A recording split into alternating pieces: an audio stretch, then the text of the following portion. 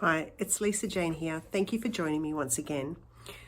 I'd like to have a chat today about a different model for the prevention and recovery from narcissist relationships. I'm a bit compelled to start talking about this right now. I had an experience with a narcissist, and it was a long-term experience, so I can totally relate to the aftermath of having such relationships. One of the things that I've noticed lately, because it's very trendy right now, there's a lot of information around narcissist relationships. There's a lot of people talking about it. The book Fake has just sort of hit the waves in Australia with the new TV series. And we're all in this real, I'd like to say this way or this model of approaching narcissism as if it's like a really bad thing, and we're pointing a finger at narcissists, and there's fear. Like, there's real fear. If you've been in a narcissist relationship, you'll totally know the feeling of coming out of that and looking back and going, how could I have not known? How could I have not seen? How could I have not paid attention to those red flags? What part of me was running my show? And when you're asking yourself those questions, the feeling that comes along next is this feeling of like, how can I even trust myself? Like, what happens in a new relationship? How am I going to know that that person is being truthful, that there isn't a hidden part to him? How can I trust me? And how can I attract people that haven't got hidden parts to them, that are able to discuss what's going on, so that you've actually got a co-creative relationship rather than one where you end up feeling like an emotional hostage? These are very relevant questions, and I'm going to suggest that there isn't a lot of models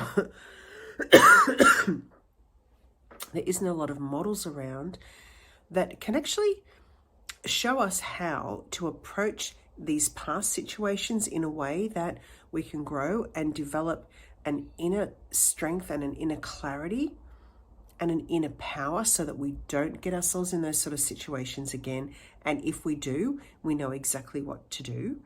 And a model that can help us deal with the residual of what happened, so that in future relationships, we're not going in with these foundations of fear or mistrust, questioning ourselves, questioning them, looking for where they might be doing the wrong thing, getting suspicious, feeling jealous. So all those feelings that can arise because we've brought with us a residual from a past relationship that we actually haven't been able to completely reconcile. So we can't go into a new relationship with a fully open heart, feeling strong and courageous, and feeling confident that we're in the right place. So I'm going to suggest that there is a way that we can do this. I'm going to suggest that there is a different relational paradigm that takes us out of this victim, persecutor, rescuer sort of dynamic that often gets set up because we do our relationships, the way I see it anyway, through our heads. When we have a feeling, we jump into our head and we try to resolve what's going on, what we don't like, what we're seeing that we're not happy with, the pain that we're feeling. We're trying to fix things outside all the time to bring our inner world back into some sort of harmony. And sometimes that works for a little bit, right? Like, sometimes we get a little bit of a relief. But then generally what happens is the same pattern will come up, different circumstances, but the same feeling.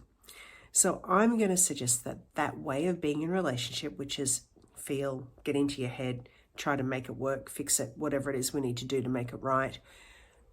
Let's put that aside and let's consider that there might be a different relational paradigm that we can step into, where we start to do our relationships through our heart first.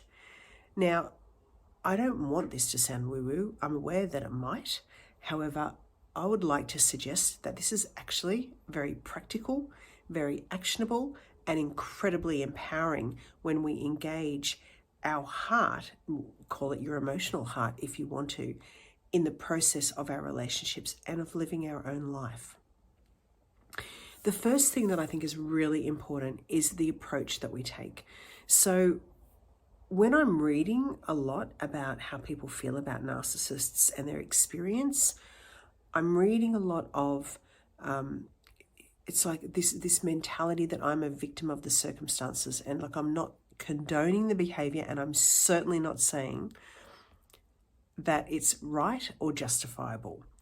What I'm saying is, with a different approach, with an approach that, hey, I don't condone that, I don't like that, I don't respect it, but I can actually accept it. And I'm going to accept that this situation has happened to me. I'm going to accept that I'm where I'm at.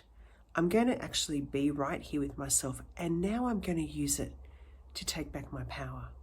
Now I'm going to use it to awaken my heart. And when I awaken my heart, I'm going to strengthen the qualities of heart that are going to allow me to activate clarity so I can see the truth when I meet new people. Courage so that I can take action and say what I need to say when I meet new people. Openness so I can stay open and I'm not reacting from fear or jealousy or insecurity. I can actually stay open and really love myself enough to be present and to stay full in my heart, to have this sense of I've already met my emotional needs. So when I show up, I don't need that person. Now, if I show up with that state of being where I'm already okay, that means I haven't given them responsibility for my emotional well-being. I've held on to it myself. I'm holding my own heart. I'm caring for my own heart. I'm not walking away from me just because I want a relationship. That means that I'm not putting myself in a position to be hurt with somebody that may not be the best person to be in a relationship with. This is a different model for living life and living relationships. It actually helps resolve the past, and it helps prevent future repeats of what's happened in the past, so that you can come back to the present and feel really hopeful and excited and confident that you can trust yourself, that you can believe in yourself, and that you can create really healthy relationships which you get to enjoy for the rest of your life. That sounds like optimal to me. And I would love to invite you to, because I can't explain everything in these little videos, I would love to invite you to come along and join me for a class. I've actually designed this hour-and-a-half class to teach you everything that you need to know about stepping into this new way of relationship and resolving the residual from these narcissist aftermaths that you might have experienced. I would love you to join me. I've set the price at like a really fair investment, $44. But if you're struggling financially, there's an option to pay what you can afford. I really feel that this is such a valuable thing to learn. It's transferable. You can teach it to other people, and it would just make such a difference to the way you show up in your own life. So we don't have to look out on the world and see these dysfunctional, imploding relationships, so that we can actually start to see more harmony. We can create more harmony. We can step into co-creation in our relationships. Like, it truly would have such an impact on our individual lives and the people around us. So I'd love to invite you to join me. There'll be a link underneath this. But in the meantime, know that with this approach, that I'm going to use what's happened to me as a way of taking back my power. I'm going to accept what's happened, and I'm going to use it to grow and develop different qualities in me that are actually going to help me to live a really wholesome life with fantastic relationships. That approach, I think, is so much more, maybe effective to the results that we really want to experience in our life. So I look forward to connecting with you again.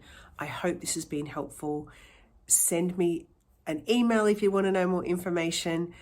Otherwise, have a sensational day. Sending love.